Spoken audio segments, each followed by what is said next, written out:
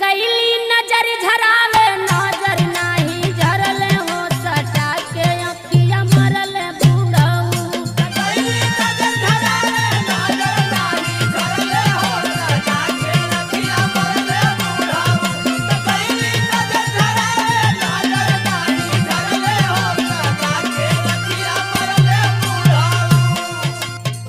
अरे दीवाना, हाँ बाबा बोलो।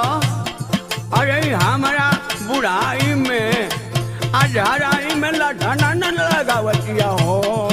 हे बुढ़ऊ, ताहरा बुढ़ाई पे लक्षणा लगाओ तनी कि जवन हमारा संगवा कइला उहे बताओ तनी। ए जितेंद्र वो भौजी, तू तनिका बाबा को विशेषता हमारा मुंह से सुन ल कि यह बाबा का अंदर कितना गुण बा। अच्छा तो सुनावा। वैसे तहरा बाबा की विशेषता के बारे में हम जानत तानी,